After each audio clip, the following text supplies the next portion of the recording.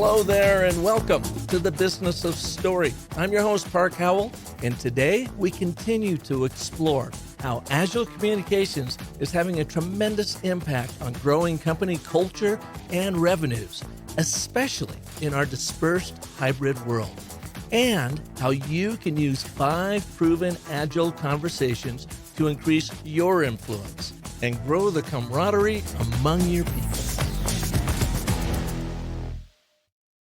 Ever since the pandemic hit, clients have been coming to me for my Business of Story Mastery courses to help their teams become more agile in their communications, meaning making their messages land right the first time. Agile storytelling is especially important now, given what we just learned from the Harris Poll study that they did with Grammarly that underscored the fact that American businesses are losing $1.2 trillion annually to miscommunication. Even more striking to me in that poll was that, on average, American businesses lose 1 day per week of productivity per person due to confusing and chaotic communications. I interviewed Abby Lunny of the Harris Poll on episode number 362, and we explored how to avoid the cost of miscommunication using Agile communications, which, of course, leverages the power of storytelling. Then, a few weeks later, Dorian Stone, head of organizations revenue at Grammarly, who co-authored the report, joined us on episode 367 to share how to use Agile communications to scale your brand growth. With the speed and complexity of business these days, you and your people can't afford to be spinning your wheels with miscommunication. That's where Agile storytelling comes in, and there is no more Agile narrative framework than, you guessed it, the ABT, the and, but, therefore. So, I'm excited to announce a new Business of Story quick online course called The ABTs of Agile Communications. This is the 3rd course in our popular ABT online training series, including the ABTs of selling and the ABTs of branding. This Business of Story series has taught over 1,000 business communicators how to put this messaging marvel to work for them. But a lot of people told me, "Hey, Park, I want to take your course, but I'm not in sales." Well, spoiler alert. If you are trying to get your customers and colleagues to buy into anything, from a product to a service to your vision, your mission, to even a new internal initiative, you're in sales. We're all in sales. Okay, fine. So you might be thinking, well, Park, I'm also not in branding. I don't need your ABTs of branding course. Well, if you're trying to own a place in your audience's mind to get them to act, then you effectively are in branding. But no worries. While both of these proven courses are for a specific application, your new course, the ABTs of Agile Communications, shows you how to use the Agile narrative framework across all functions to tear down silos, build culture, and to absolutely, positively make sure that your message lands right the first time. I'll take you through 3 20-minute ABT modules that will teach you how to wield influence using the 3 forces of story that include agreement, contradiction, and consequence. That's ABT 101. The second module is ABT 201, where you will learn how to apply the powerful cause and effect clauses of the if-then and the what-how tools. Your audience's primal pattern-seeking, decision-making brain loves this causal nature of storytelling, and these tools ensure that you hack through the noise and hook their attention immediately. The third module is ABT 301, where you learn how to take your long-winded first ABT attempt, which we all do, by the way, and boil it down to a singular narrative for the greatest impact. Plus, you'll experience the ABT Agile Narrative Framework in action through many inspiring examples that provide a real ROI for your storytelling. You can check out the new ABTs of Agile Communications quick course right now at businessofstory.com/ABT. But don't take my word for it. Here are a few folks who are using the ABT to grow their businesses. I captured their stories through the new video testimonial platform called Story Prompt. The ABT gets right to the point. For sales, there's just nothing like it. I have used it with many of the people that I coach and work with, and it has changed their messaging completely. The and, but, and therefore model is pure genius. It allows you to relate to people, then it gives them the but, which tees up the problem, and then the therefore, which points the way to the different future, aka solution. And so it's pure genius. As a marketer, I also understand how important it is to deliver the message that you want to say, but sometimes it's so complicated. And with these models, it's actually a very helpful tool just to get your message straight. To me, the most interesting part is the but. I think we're always looking for research that sets up tension in a way that can kind of grab people and maybe surprise them. So I love that idea of kind of establishing a shared vision, demonstrating maybe an obstacle or a contradiction, and then showing how you could help them pave a path forward. I love it. So start putting the persuasive agile narrative framework of the ABT to work for you right now by visiting businessofstory.com/ABT to make sure that your messages land right the first time.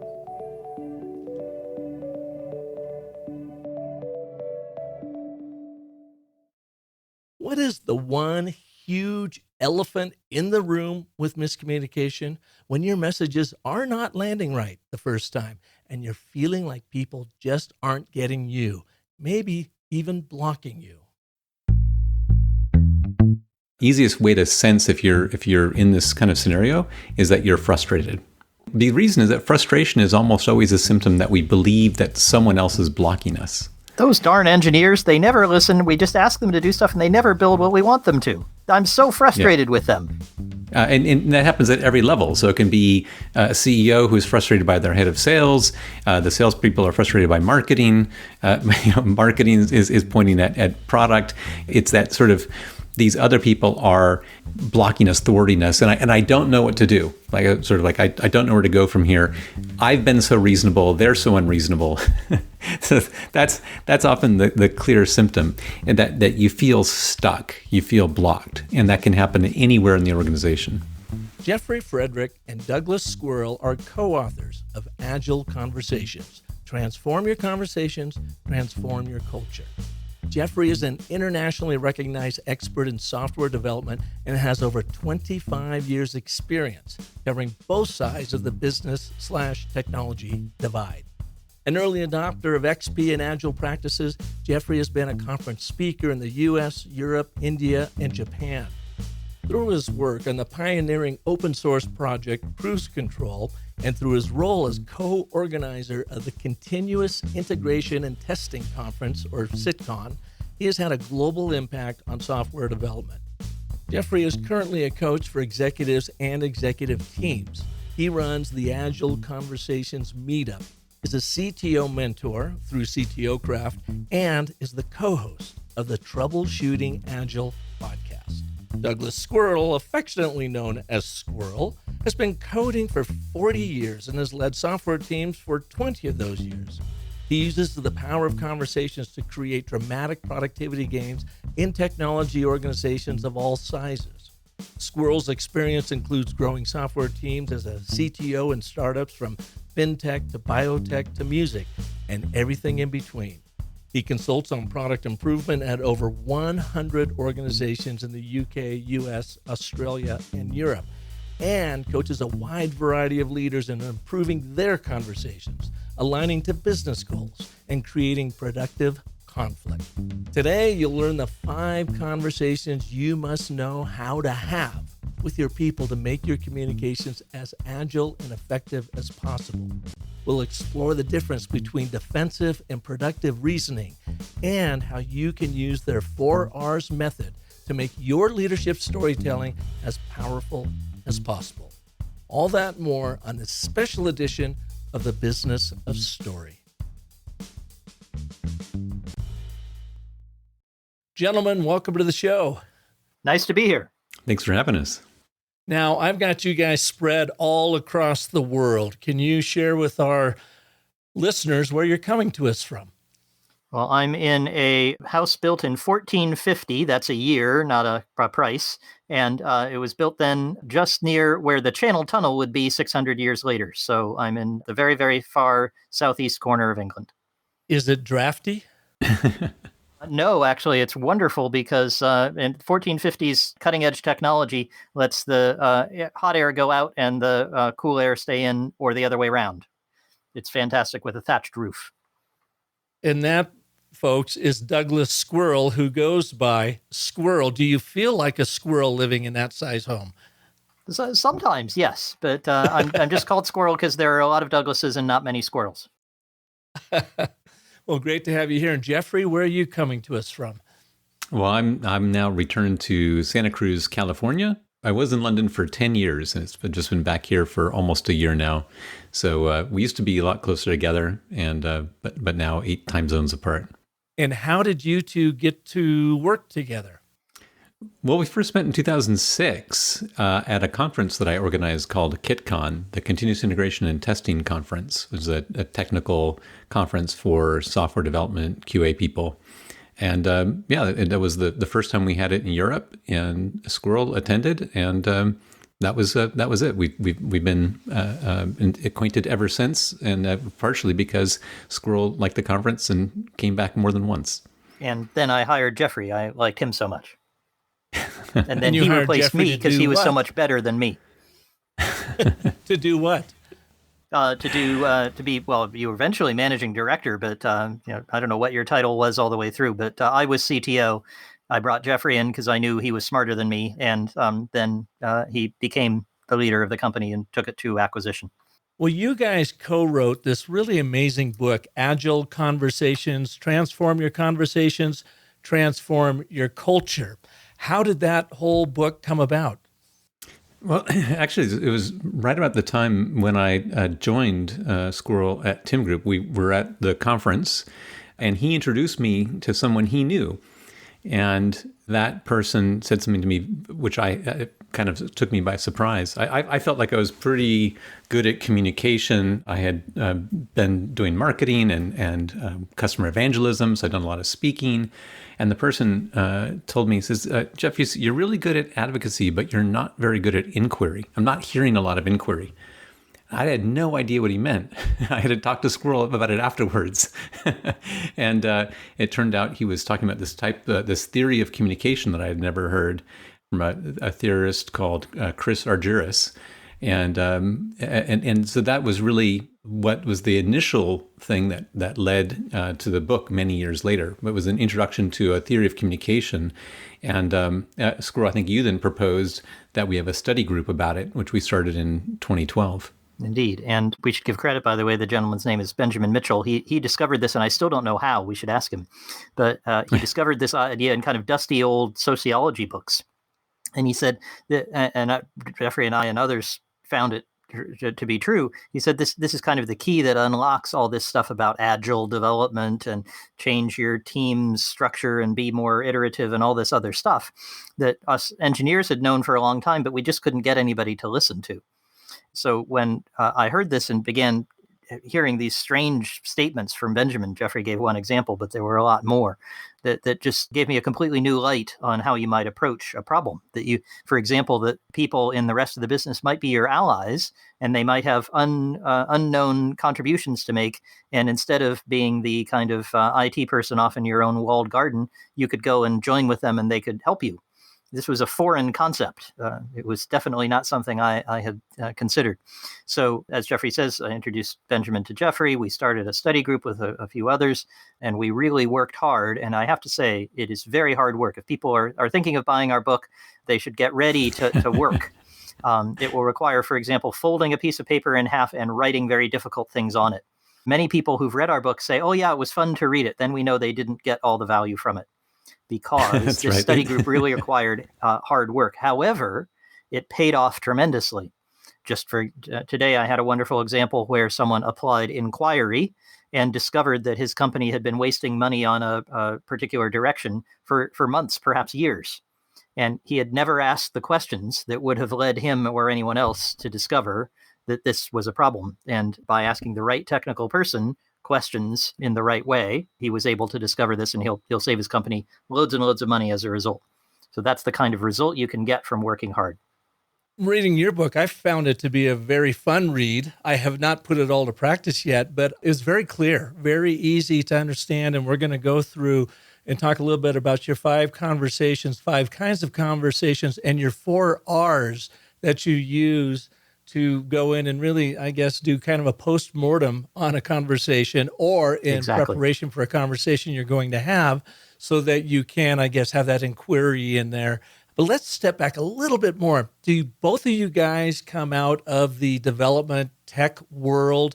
And is this all based on that whole Agile software movement that has now moved into the Agile business movement framework? I mean, can you give us a little bit more insight on that? Sure. I'd say Jeffrey may disagree with me. We like it when we disagree. But I would say, no, it's not based on that. It happens to be in the title of our book, because we take an Agile slant on what we are doing. So we take the ideas that developers are trying to bring in, and as you say, increasingly people outside software development, and we describe how to use these conversational techniques to bring them to life, to make them work. But I wouldn't say that in any sense any of the techniques we're describing are only applicable or come from Agile or software development in any other way. How do you define Agile? I'll ask both of you that, because I think a lot of people do ascribe a certain definition to Agile coming out of the software world. In your world, how do you define Agile? I'll let Jeffrey do that. He was there at the beginning. So I think the heart of Agile, in kind of one sentence as far as intent, is sort of being able to respond to events as they happen, as opposed to following a plan that you've set ahead of time. So it sort of has the theory that when you start off on a path, that the time that you know the least is at the beginning, and you continually learn more as you go along. And so therefore it makes sense to adjust what you're doing as you learn more. And really that's kind of the heart of Agile. And it contrasts with the older style of software, or as you say, indeed business, which would say, let's do this big upfront plan, let's do all the analysis we can, and then have a fixed plan that we're going to execute over time, because we think that'll be more efficient. Instead, it says, well, actually, you're making a mistake there, because there's a limit to how much you can know ahead of time, and you're cutting yourself off from all the learning that happens in practice. I mean, in that gap between what you thought you knew and what you actually knew, between what you predicted would happen and what actually happens. So leave yourself the ability to make new decisions, to revisit old decisions as you move along. I think that's really, in my mind, the core of Agile. It's certainly the core. Unfortunately, some listeners might be saying to themselves, that doesn't sound anything like what my software development team is doing. And they preach to me about Scrum all the time, and they tell me they're being very agile, and they're not. And that's the unfortunate thing, is that like a lot of ideas, it has atrophied and evolved and reshaped in some ways that aren't necessarily healthy. So if what your team is doing doesn't sound like that, then you should talk to us some more, or listen to us some more, because there's something to learn there. There's some way that they've drifted away from how we think it should be. But your book and your approach to this is not just about Agile software developers and teams. I mean, you can use this concept across the board in all medium to large enterprises, or really any enterprise, right? When you were trying to get teams to work together in more of an Agile way, regardless if they're in technology or not. Absolutely right. Absolutely. Yeah, we look at the kind of conversations that we are discussing are focused on what creates a high-performing environment, what allows a team to be high-performing in any area, in any discipline. The reason that we couch it in Agile is because it was a way for people to find us. There are people who are looking to change the way they work, if they're doing an Agile transformation of something like that. And so they know they have a problem. And that's part of the challenge. We think a lot of people would benefit from this, but they don't realize they have a problem. I was actually listening to your podcast of a few episodes ago. You had how to avoid the cost of misinformation. And one of the things you were discussing on that podcast is that a lot of people think that they're good communicators. They believe they're skilled at this already.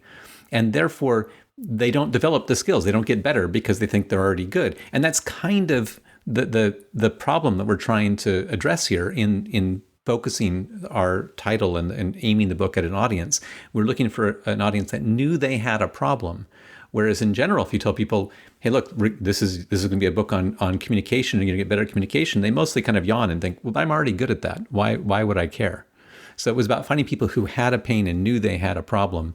In particular, this idea of transformation. How do we align everyone in this large company around a real change in the way we work? Now, part of it, of course, is storytelling. You want to be able to give people a story, but there's more to it than that. And that's kind of what what we're talking about here is the skills that you need to really live up to that transformed experience you're trying to get to. And that's what I love about your book. I just really started studying this idea around agile transformation in business a couple months ago. And it finally hit me like a ton of bricks. Maybe I wasn't listening or doing that appreciative inquiry like I should have. But I had so many large enterprises that are coming to me to have me come in and teach them about storytelling and the frameworks that I teach and whatever. And I finally heard it from one of them that said, we are going through this agile transformation over the next 5 years. We are just starting it. And we need to get our people to be much more clear on their communication so that their messages land right the first time. And that's when I'm like, okay, universe, I'm finally hearing you. It's about this agile transformation. So I started doing all of this studying about how does this come about? How did it come out of the software world? What does agile transformation really look like? And this whole acronym of VUCA was new to me. Volatile, uncertain, complex, ambiguity, which I guess comes out of the armed forces, maybe the Army when they're looking at a battlefield. But this VUCA world, the McKinsey folks talk about this a lot.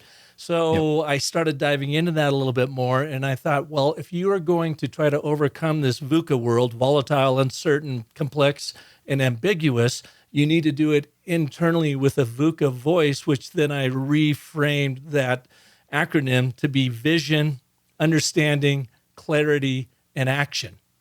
And so what I teach with my frameworks is how you can get there a lot quicker if you are communicating in the right ways. But you guys take it even deeper. Say, Park, that's one aspect of it, but let's now really examine the whole environment around that conversation, listening, the appreciative inquiry, and so forth, and how people can actually get better at doing that. That's what really intrigued me about your book. Well, Park, could I teach you a little bit of Welsh? Would that be okay if I taught you a new word? Absolutely. Okay, so listeners will have to follow along with this and see if they can pronounce it the same. I'm sure Park's going to do really well. Say the word Kevin. Kevin. Yep, and now put a N in the middle of it. My dog's excited about it too. So it sounds like this, Knevin. Knevin. Perfect. You said it exactly right. Now try to spell that. I won't bother, but you might want to look it up and put it in your show notes. It's Cynefin. But that word is a very helpful one, but not because it's a great word in Welsh. I actually don't know what it means directly in Welsh, but it's a framework that sounds very similar to the one you're describing. You might find helpful. And the person who invented it, Snowden, called it a problem understanding, what did he call it? Sense-making framework. That's right. Sense-making framework. And the key notion from it, I won't go through all of it, but the key notion that's so related to your VUCA notion that I like your recasting is that there's a domain of human endeavor, which is not just complicated, like a situation where you might need an expert who would come along and say, drive a car, an F1 car that's very complicated and for which you need a great amount of experience to drive it. But it's actually a situation like a test pilot has. It's one in which nobody knows how to fly the plane. No one knows if the plane will fly. It might fall out of the sky. If you fly it at Mach 2, it might explode. Nobody knows. And so the thing you have to do in that situation, says Knevin, is probe, sense, and respond. You have to try something, observe what happened, and then do something else. That's how you learn in a complex situation. And that's why you need the kind of careful, thoughtful inquiry that Jeffrey was saying at the beginning. He said, man, I don't seem to do this, but I don't know what they're talking about. That's what we wrote the book about, is to help people probe, sense, and respond in exactly this kind of situation where agile software development, VUCA, all these ideas are useful. The thing that's missing often is that sense of curiosity. Totally makes sense. Well, let's dive into your work here a little bit. And I'd like to start with this idea of defensive versus productive reasoning. Can you define those two mindsets and how you work with them in your work? Sure. Start with the defensive mindset is one where your goal is to avoid threat. So it's often this case that there's a contrast when we ask people generically and we say, you have a group of you, what's the best way to make a decision? And I might do this here if I ask you, if we're going to all meet for up in a city, we're all three different places. We said, we're going to meet somewhere. How would we go about making that decision? And I've asked hundreds and hundreds of people this question in various audiences, and I always get roughly the same answer. And it goes something like this. Well, to make that decision, I want the most possible information. So we will ask everyone what they know. We'll try to pool all of our knowledge together and then ask people their experiences and their concerns. And with all of that information, we can make the best possible decision. So everyone instinctively know what productive conversations, productive reasoning looks like, which is about bringing together all the different pieces of information. Defensive reasoning is unfortunately what people do in practice.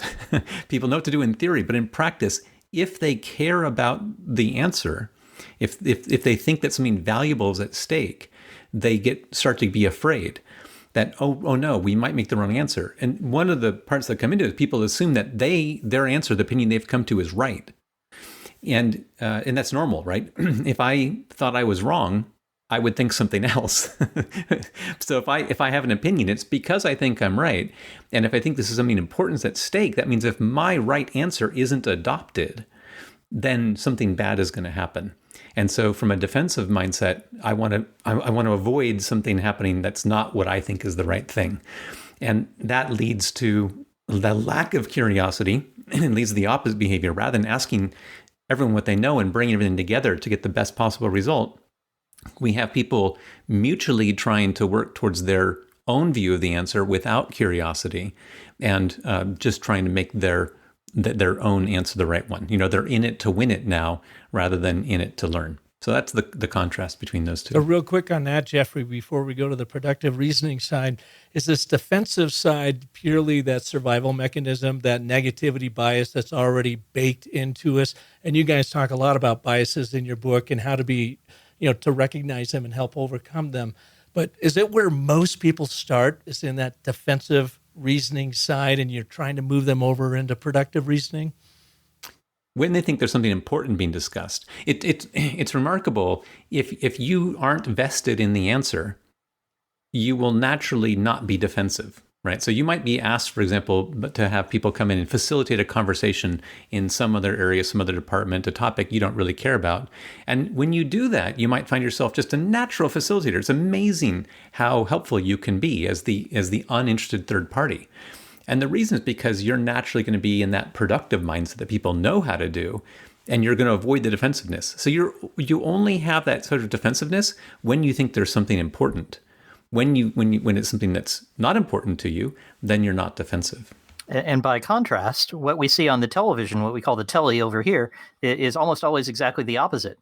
Because if it's a fictional program, then what you want is drama. So you want conflict and people trying to win, and you want that. It's going to be boring. It's going to sound boring if all you do is try to get people together and try to see all points of view and work with them to jointly design a solution. About the only place I know that happens is on Star Trek: The Next Generation with Jean-Luc Picard, because whenever the aliens attack, he calls a meeting. It's amazing. It's actually interesting drama, but that's really hard to do. On the other hand, if it's a nonfiction program, it might be some politicians. And the amazing thing that never happens when two politicians are talking on a Sunday chat show is that one of them says, boy, those arguments about closing the border and restricting immigration, they're really convincing. That seems really interesting. I should change my mind. And, could I join your party? That never happens, right? They always take their position. They argue it very strongly. They come to the end of the program having made no progress whatsoever toward learning from the other person. And although that, again, makes for great Sunday chat shows, it makes for terrible organizational dynamics. So how do you get people into, or when do they know that they are in that productive reasoning mindset? I think it goes back to the question of do you have demonstrated curiosity?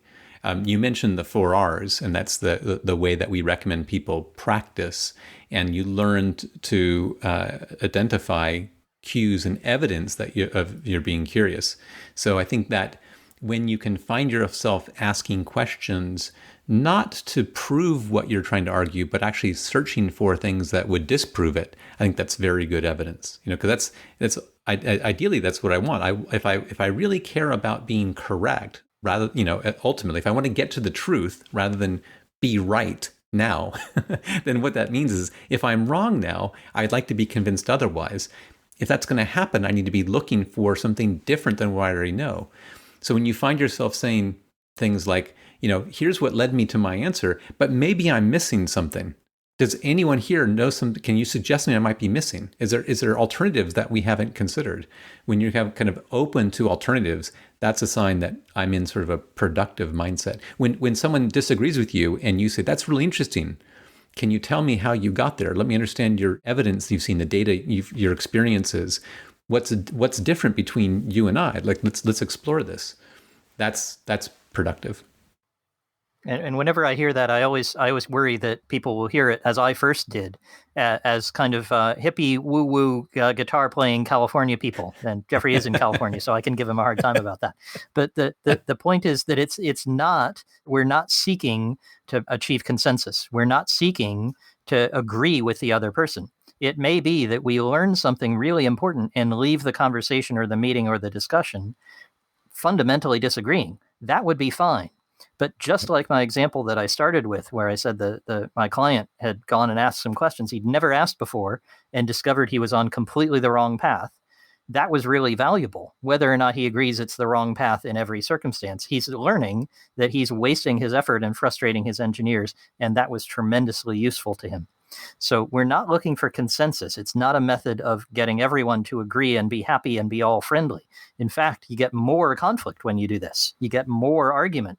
And that's another signal, is when you have conflict, but you feel good about it. You've learned something. It's been productive. You've gained something, rather than a bunch of name calling. That's another signal that you're in a productive mode. And that focus on learning, I really like, because that's actually what we can say is in a given conversation between two or more people, we shouldn't have the expectation that we can come to agreement. It's unreasonable to expect that two people would agree on any given topic. They might have differences in values that lead them to make fundamentally different decisions, differences in judgment, given the same data and the same knowledge, that they would choose different things, and that's okay. But what is possible, and this is what we aim as the target then in a conversation, isn't agreement, it's mutual understanding. It's okay if we don't agree, but we should understand where we don't agree. Did we have different data? Did we have different assumptions? Do we put different probabilities or weights on things? We can be very clear on that. Now, in practice, when we go and compare our different, the ladder of inference, how we got to what we believe, then we will discover common ground. And so we often will end up agreeing, which is great. But it's an unreasonable goal to say in a given conversation, our goal is to try to come to agreement. Instead, we try to come to mutual understanding, and agreement is often the byproduct. So I want to set this next one up because I want to lead into your 4 R's before we get to your 5 conversations. And what do you see in teams that have not been coached in this idea around Agile Conversations? What's the biggest problem you help people overcome? I usually tell people the easiest way to sense if you're in this kind of scenario is that you're frustrated. The reason is that frustration is almost always a symptom that we believe that someone else is blocking us. Those darn engineers, they never listen. We just ask them to do stuff and they never build what we want them to. I'm so frustrated with them. And that happens at every level. So it can be a CEO who's frustrated by their head of sales. The salespeople are frustrated by marketing. Marketing is pointing at product. It's that sort of, these other people are blocking us, thwarting us, and I don't know what to do. I don't know where to go from here. I've been so reasonable, they're so unreasonable. So that's often the clear symptom, and that you feel stuck, you feel blocked, and that can happen anywhere in the organization. So how do you use the 4 R's then? Because I think that is a really fun interesting and simple looking exercise, but Squirrel, to your point, boy, it sure takes a lot of self-examination, doesn't it? Yeah, this is going to hurt. Jeffrey, do you want to take him through it, or should I? Sure, I'll do a first pass, and you can fill in. So the fundamental insight that we try to get across in the book is that these conversational skills, these skills of insight, as you put it, they're skills, which means you can develop them with practice. And the challenge is, first of all, most people don't realize that they should practice conversations, and second, they don't know how to practice conversations. So that's the 4 R's are a framework to examine your conversations and look to improve. And the 4 R's are simply, you're going to record the conversation, you're going to reflect on that conversation, you'll revise the conversation, and then you'll role play the conversation. Now, along the way, you might repeat this process, which is to say, you'll get some insights from your revision and your role play, and that might lead you to re-reflect and re-revise. And also, when you role play, you might do role reversal. So those are the 6 4 R's there. All right, Squirrel, now the hard part. So Jeffrey rolled out the 4 R's: record, reflect, revise, role play. Now it gets difficult, right? Yep. So the difficult thing you have to do is you have to assemble some complicated materials. And those materials include a piece of paper and a pen. We strongly recommend that you have an actual physical piece of paper. This makes a big difference because of something called self-distancing, that when your words are down on the piece of paper, you look at them as if they were spoken by someone else, and your brain actually, different parts of your brain light up. You can see it in an MRI scanner, that your brain looks different when it's looking at someone else than it is when it's reflecting on yourself. So this is a way of tricking yourself into reflection. Once you get the conversation down on a piece of paper and you record what you actually said, your reflection can involve things as simple but painful as circling all of the question marks. So when you circle all the question marks, you will find where you were inquiring. Guess what? In most difficult conversations, people score 0 on question marks. And even if they manage to have a few, their questions sound something like this: Park, isn't it your fault that you didn't ask that question very well and I didn't understand it? That's not a genuine question. That's a leading question, like a lawyer would ask. Wasn't it you outside the bank running gunning the motor, waiting for the robbers to come out? And that's not a very helpful question. You don't get credit for that. You get credit for a genuine question, like, Park, I noticed that we had a miscommunication a moment ago, and I'm wondering, was that something I did or was it something you did? How did that come to be? That would be a genuine question for which you'd get credit for inquiry. Once you've reflected in that way, and that's the part that's painful, because you have to look at your question and say, man, I can't believe it. I thought this was a great question. It was a terrible question. That's the signal that you're on to some learning. And then it's your job to revise it. And I just showed you a revision, right? So I took an initial leading question that I might have asked, and I revised it into a genuine question. And then I might role play that, and I'd say, hey, Jeffrey, can you pretend to be Park? And let me see if I can have this conversation with you. And when I actually ask the question, it might not sound like me. So that's time for further revision. So there's a little more color on how the 4 R's work in practice. And I think what's so painful is this, it comes from the fact that we're generally, and this is surprising, as humans, we're generally unaware of what we say in a conversation. And this is kind of unintuitive. People think, well, of course I know what I say, but actually you don't. What you remember from a conversation is what you were thinking and feeling. And you say some words and you assume that those words included the richness of your thoughts and feelings. So part of the reason that we have a miscalibration of our communication ability is because we don't have access to what our listeners are hearing. And they've done some really interesting experiments where they asked some people to tap out a tune, like they'd tap on the table a common tune like "Happy Birthday to You" or "Twinkle Twinkle Little Star," and then they would have someone else listen and try to guess.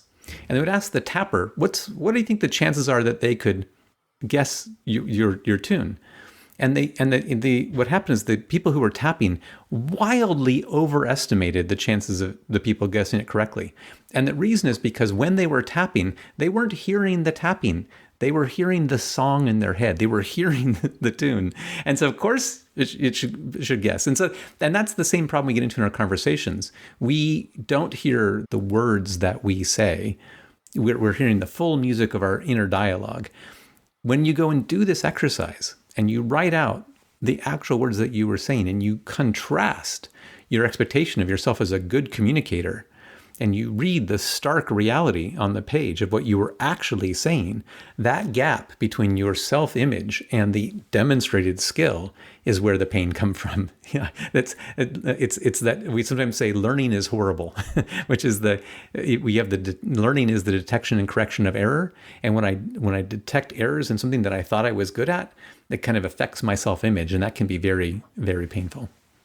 It's like my golf swing. When I'm out there swinging, I feel like Tiger Woods, right? And then when I look at video of him, I look like Rodney Dangerfield at Caddyshack, man. It's Precisely. Like 2 different things. That's a great analogy. When you've got these 4 R's, and then we're going to move on to the 5 conversations. The first 2, record and reflect. And Squirrel, maybe there's a question for you. How hard is it for people to accurately record, meaning they went and remembered that conversation and wrote it down without their own bias coming in? I mean, how often might I go in and start writing that down and I come across something that, boy, sounds bad, and I go, I couldn't have said that, and I self-correct it or edit it. So now my recording isn't as accurate as I thought it would be. That happens all the time, and it doesn't matter.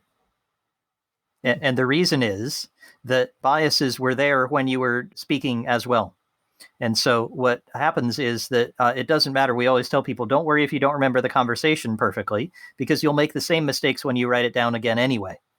And so therefore, you'll be able to reflect on the conversation as you might have had it, and even as you wish you might have had it, and you will still make just the same mistakes. So yes, that's absolutely correct that you will not write it down correctly, and don't worry about it. But you're really just using it as a self-assessment tool then, just to get your head thinking. That's right. And within that scenario you described, where part of it is as you write it out, you will be kind of reliving the conversation, and it will feel good. As you write, you won't say, oh, that was a bad thing to say. While the recording process, that doesn't usually happen. It's only when you go back and reread it, and then you think, oh my gosh, I can't believe I said that. So there's, in a sense, this is where our biases work in favor of being, if not accurate, but of the right type. As Squirrel said, you will, even if you don't write down the same things that you said, you'll make the same kinds of mistake in what you're writing down. And your kind of own biases will keep you oblivious to the mistakes, such that when you come to actually do the reflection, it will still be giving you feedback on your current level of skill. Then what do I do with that information? So maybe I just had a conversation that went south. I go through the 4 R's. Do I then go back in and do that conversation again with this new and improved method? Or is it just a way for me to continue to hone my conversation skills so it doesn't happen again down the road? Well, actually, it's both. You do gain skills. In fact, we often will tell people to, write that conversation, to revise conversation out multiple times. And you're under no obligation to go back and have the conversation again, but very often it is effective. And to go back to someone and say, I was thinking about the conversation we had yesterday, and I realized I didn't actually ask you why you thought your proposal was a good idea. And I'm kind of embarrassed by it, but I'd like to ask now, what did you have in mind? What led you to think this was a good idea? Because I'm sure you saw something that I didn't see. And that type of thing can be hugely effective. And it's effective in a couple different ways. Not only do you learn more from the conversation, but it actually builds the relationship with the other person. The more skillful we are at listening to them and understanding and then sharing our own views, the more we're building mutual trust and respect. And I think that's one of the big outcomes of this and why it's so key to these agile transformations. And as you described, the sort of, VUCA environments where things are changing all the time, it can be very threatening to people. And so building trust in a dynamic, changing environment is really essential. Vision, understanding, clarity, and action, the VUCA voice, at least my version of it here. Well, let's talk now about these 5 conversations that you and Squirrel have identified. And are there no more than 5? Or are these the 5 that are always popping up? And of course, what are they? These 5 conversations, there might be more out there in the world, but these are 5 ones that we think are essential for high performance. And so I think the place that we start actually is is not where people might expect. They might have heard something like start with why, but for us, that's conversation number 3. So for us, we're going to, before we get there, we need to talk about trust and fear, and then we're going to move on to accountability. The inspiration for this in part was the 5 dysfunctions of a team, where Squirrel had a strong reaction as he read it. Indeed. So I read this famous book, and I thought, wow, what's going to happen in this book is I'm going to learn about the dysfunctions, and then I'm going to learn about what to do about them. And I kept reading, and it was a great story, and I really learned about the ways that the team was dysfunctional and the way that it wasn't working. And then the problems seemed to be cured by magic toward the end of the book. There was a deus ex machina, and suddenly everyone was better. And then I thought, well, there's an appendix. Maybe I can look in there, and maybe it'll tell me what to do. And unfortunately, it told me that to build trust, I should have everyone tell their life story, their childhood history, and we should go out and do trust falls or go on a ropes course. And that's when I threw the book across the room. And I said, Jeffrey, we have to write something that tells people what to do about these. So if we look at the 5 conversations, and I'm sure we won't have time to go through every one in detail, we give you specific steps you can do to increase trust, specific mitigations and actions you can take to improve and reduce fear. We tell you how to increase your team's understanding of why they're doing what they're doing. We help everyone to understand how they're going to make commitments and then how they're going to be accountable for them. And those are all 5 conversations. And surely there could be more, but if you get started with those, you're going to have a very high functioning team. And are these conversations, do they take on essentially the same sort of format? Again, I'm a framework guy because I teach the and, but, therefore as this foundational narrative framework, uses the setup problem resolution dynamic that our limbic brain loves, this pattern seeking cause and effect primal brain. And then teach the 5 primal elements of a short story for big impact so that you can use these storytelling frameworks to make your business points for you so you're not coming off as a blustering, blowhard, opinionated leader. So do these 5 different conversations, do they basically have the same sort of form, but just different content and different outcomes? I think that the conversations themselves will be very different. How you practice and develop the skills are similar. That sort of conversational analysis format with the 4 R's, that's going to be your framework for study, no matter which skill set you're looking at. So these conversations do evolve differently. They have different questions that are relevant. The difference between saying, how did you, get to this, sort of, getting to building trust from mutual understanding is a bit different than having the conversation of what are we most afraid about right now. So you do have that sort of difference, and the structure of getting to a shared why, a shared vision, is a bit different. So the conversations develop differently. The commonality is, as I work on my own skill, I'm going to be reflecting on my own conversations using the same format, and that's where the commonality is.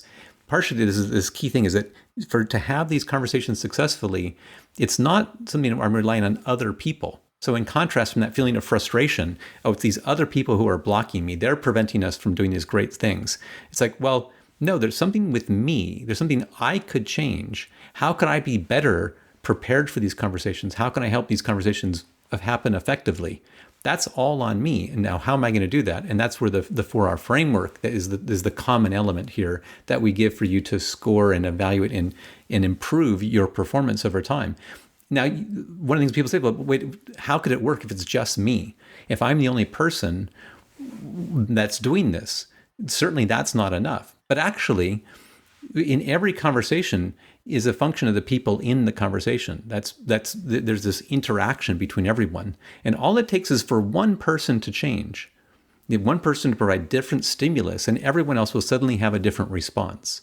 So it's one of the great points of leverage here is that your own individual conversational skill becomes a multiplier that benefits everyone.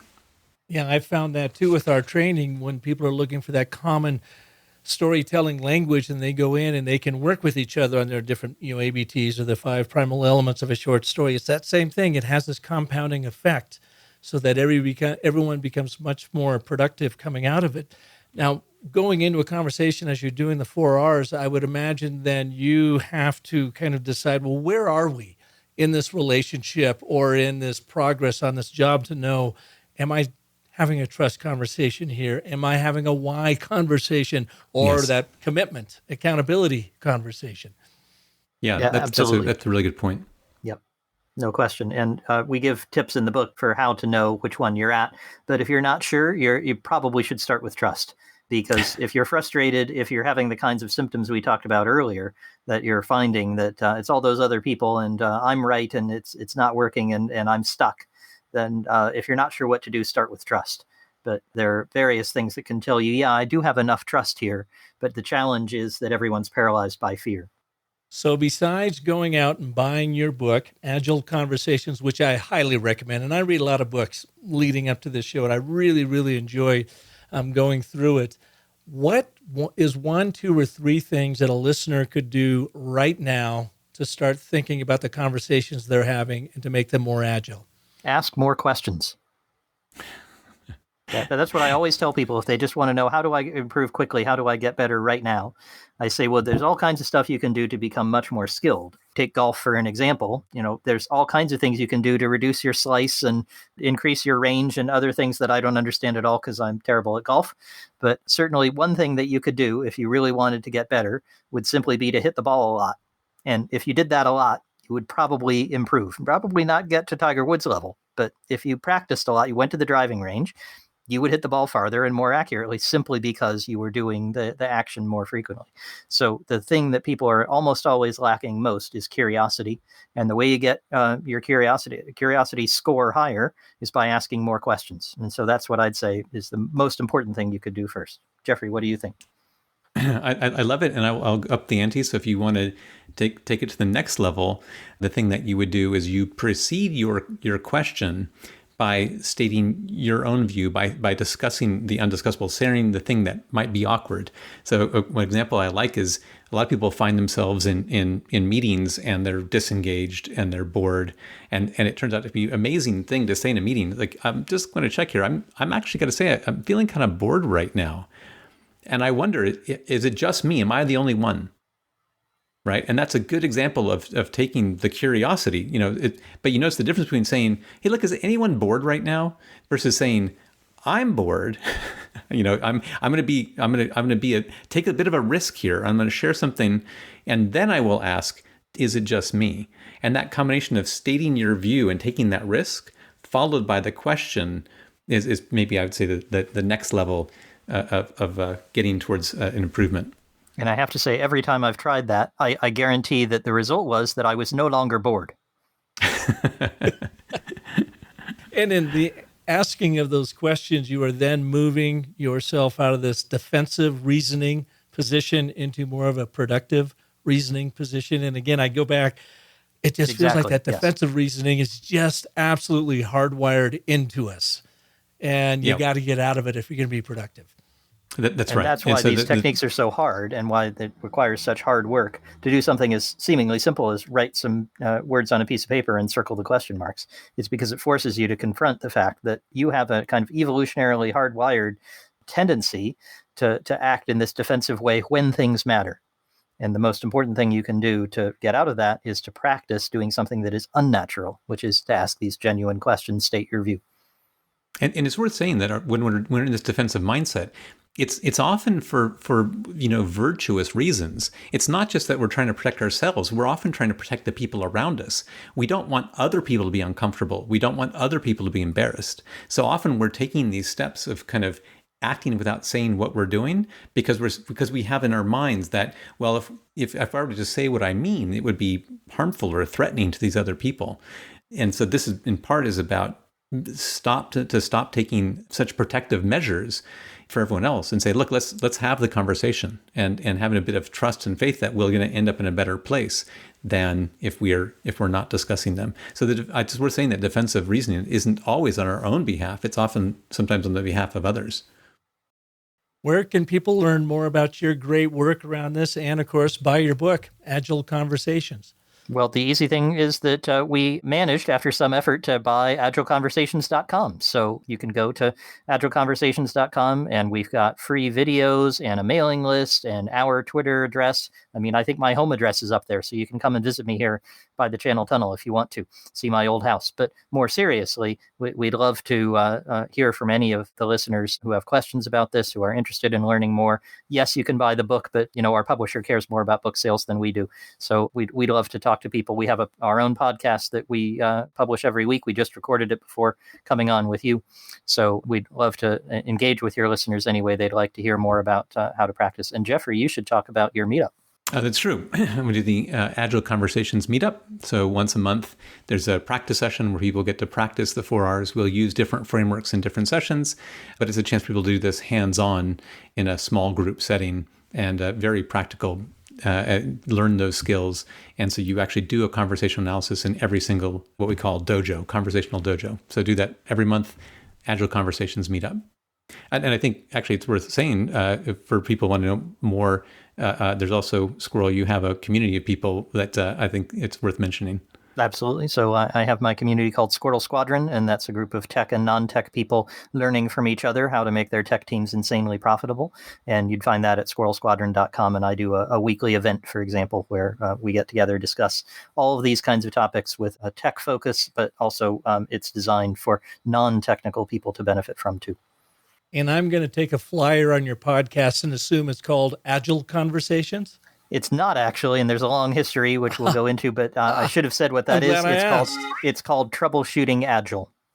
Troubleshoot. See where that appreciative inquiry got me? We got it straight. I completely forgot. Agile. We've done 215 episodes or something, and I'd forgotten all about it.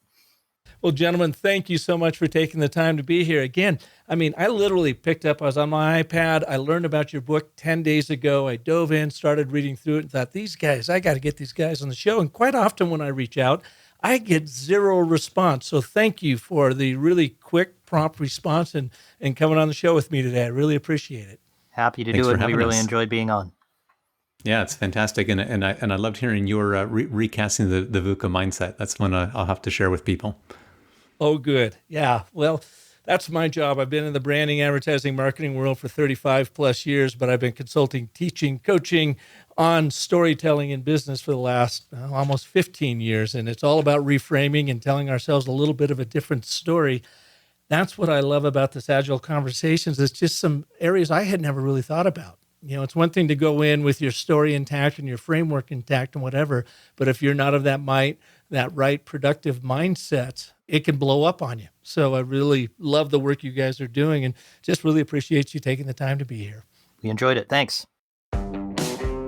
All right, folks, that's it for the Business of Story. Hey, if you liked what you heard and you are looking for more Agile Conversations in your own organizations, then by all means, share this episode with maybe a leader, friend, colleague, whomever, and check out their book, Agile Conversations, Transform Your Conversations, Transform Your Culture. It's a goldmine of stuff. And despite what Squirrel says, the techniques are actually really easy. It's the hard part is when you have to really dig in and do your own self-examination. I'm in the throes of my 4 Rs right now and trying to figure out where I can do better in all those areas. If I can help you with your Agile frameworks, from the and, but, therefore, to the 5 primal elements of a short story for a big impact, to, of course, the 10-step story cycle system for your Agile presentations, come on over and meet me at businessofstory.com. I've got all kinds of tools, tips, techniques, and amazing talent for you, just like Jeffrey and Squirrel here today. And join us next Monday when we will have another amazing show for you. And until then, you know what to do. Remember that the most potent story you'll ever tell is the story you tell yourself.